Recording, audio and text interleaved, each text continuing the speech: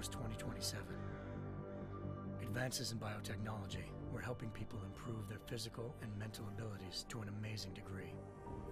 Provided, of course, they had enough money. A new breed of people was emerging, half human, half machine. And in Detroit, at least, not everyone was happy to see it.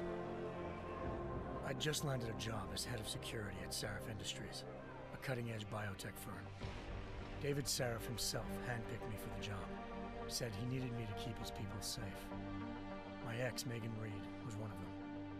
Brilliant neuroscientist, Megan had found a way to make augmentations safe and affordable for everyone. All she had to do was present her research to Congress. But the night before her big meeting, my security measures failed. A team of Black Op mercenaries stormed into Sarif headquarters, massacring everyone in sight.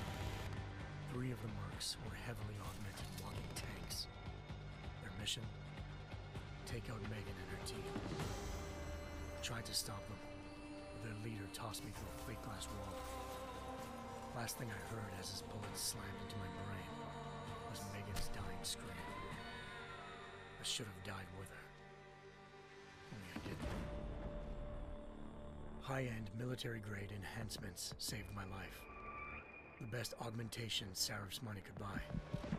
It took me half a year to get a feel for her. Should have taken longer. But 6 months into my recovery, Sarif Industries was attacked again. This time, by a radical group of pro-human purists. Violent, militant, and fanatically opposed to human augmentation. They claimed to be members of Humanity Front, a non-profit organization that wanted the UN to limit biotechnology research. The thugs broke into Sarif's factory and found machinists working overtime on a top-secret military augment called the Typhoon.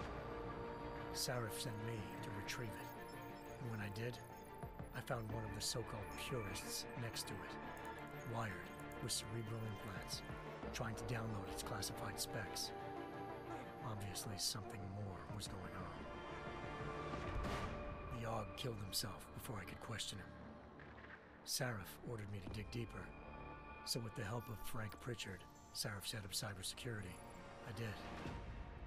Turns out a second hacker had been controlling the Aug's actions from somewhere off-site. Pritchard and I tracked his signal to a secret FEMA internment camp in Detroit. The Black Op mercenaries were there. The same mercs who'd left me for dead 6 months before. Figured they'd try again when they saw me. It wasn't so easy for them this time. I took out the tank named Barrett, even got him to give me a new lead. A penthouse apartment in China. Of course, we both knew it would be a trap in the end.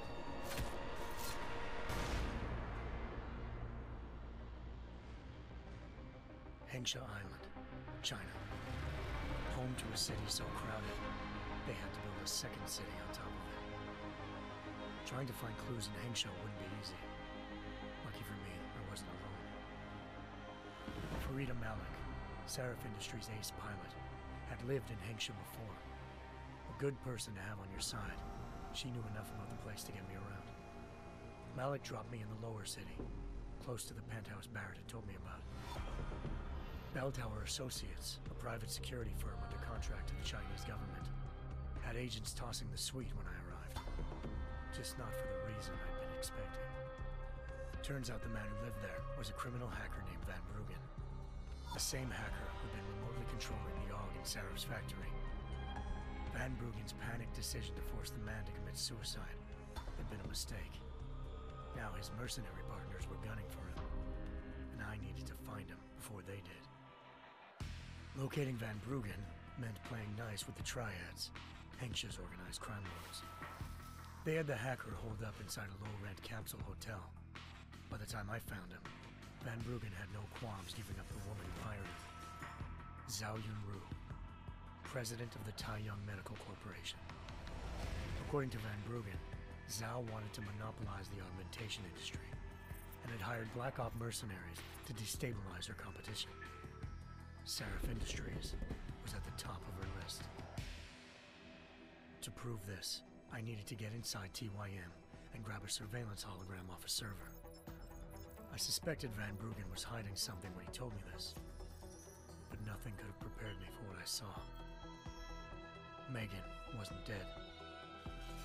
She and her 4 best researchers had been kidnapped, spirited away somewhere while their kidnappers made it look like they were dead. Desperate to learn more, I confronted Zhao in her penthouse. She claimed to be a pawn in a bigger plan, and hinted at a group so powerful it controlled global interests at a whim. Then she slipped into a panic room and hit the alarm, forcing me to make a very quick exit.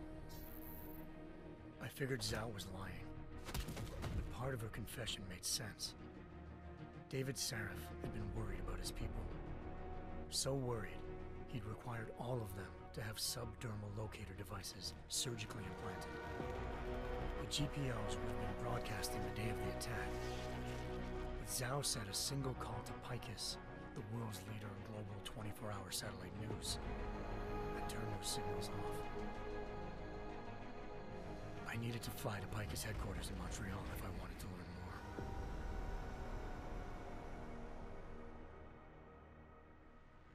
Eliza Cassan, Picus Communications' First Lady of News.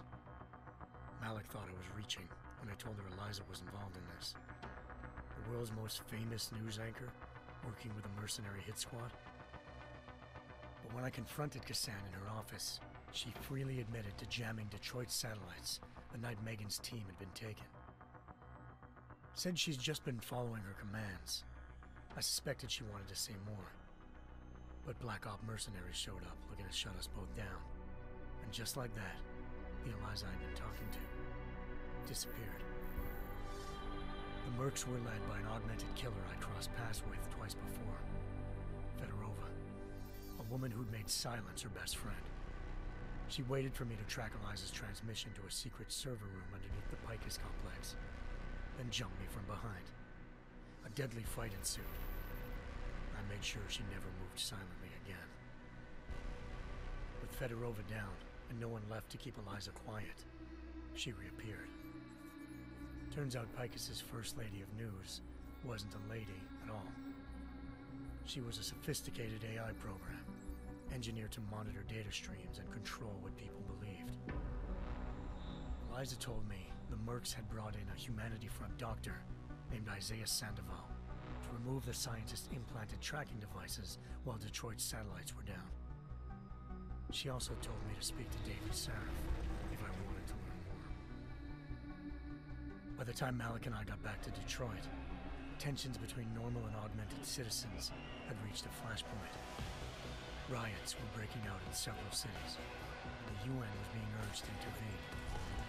Sarif was trying hard to convince Hugh Darrow, the inventor-turned-philanthropist who'd once been a leading proponent of enhancement technologies, to help stop a possible regulatory vote. Sarif had a lot riding on Darrow.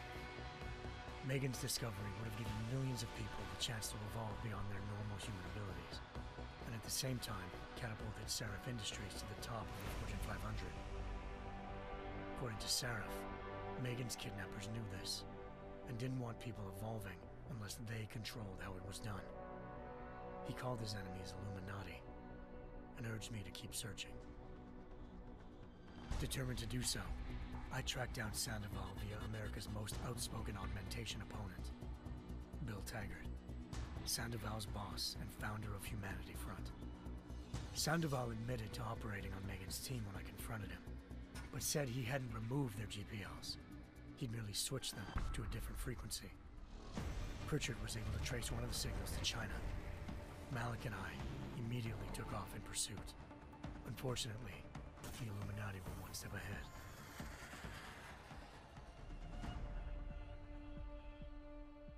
Ambushed. Shot out of the sky by Bell Tower Associates, seconds after entering Hengsha's airspace. Malik's piloting skills saved me. After a tense and bitter struggle, I escaped into Lower Hengsha. The tracking signal I was following led straight to the Triads, or more specifically, to the augmented arm of Tong Si-hung, leader of a gang of augmentation harvesters. Tong said they'd taken the arm off a corpse, which Bell Tower had left at their door, meaning at least one of Sarif's scientists was dead. Maybe not the rest of them, though. Tong pointed me to a port used for human trafficking and helped me slip aboard a bell tower ship. We were sailing to Rifleman Bank Station, a military base in the South China Sea.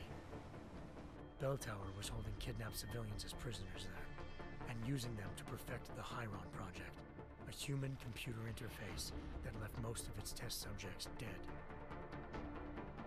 My search for Megan would have ended then, if not for a mysterious ally named Quinn.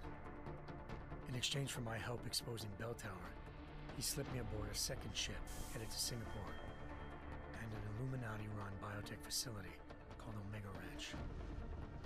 3 of Serif's scientists were there, forced by their captors to create a technology capable of remotely shutting down augmented abilities. Thanks to an emergency recall notice issued by the World Health Organization, millions of people all over the world already had the biochip installed. With the help of the scientists, I tracked Megan to a private section of the ranch. There, I ran into Yaron Namir, the walking tank who'd put a bullet in my brain the first time we met. He'd teamed up with Zhao and was hoping to catch me off guard. But their little ambush didn't work. I found Megan in a suite belonging to Hugh Darrow, the billionaire philanthropist who'd Serif had called on for help. Darrow had convinced her to go along with the biochip plan by promising to sabotage the tech. As she was explaining this, Darrow appeared in a global broadcast, telling the world that augmentations would be the death of mankind. Then he activated the biochips to prove his point. All over the world, augmented people flew into a killing frenzy. Darrow had betrayed everyone, and it was up to me to set things right. To do it, I had to reach Panchaea, a massive installation in the Arctic Ocean. As I raced through corridors built by an all-augmented workforce, I saw death and destruction firsthand. By the time I shut down Darrow's broadcast, I knew the damage he'd done. Still, humanity's future remained unclear. How would the world react to this sabotage? Would people ever regain their faith in augmentations again? What would be the Illuminati's next move? Only time will give us the answers.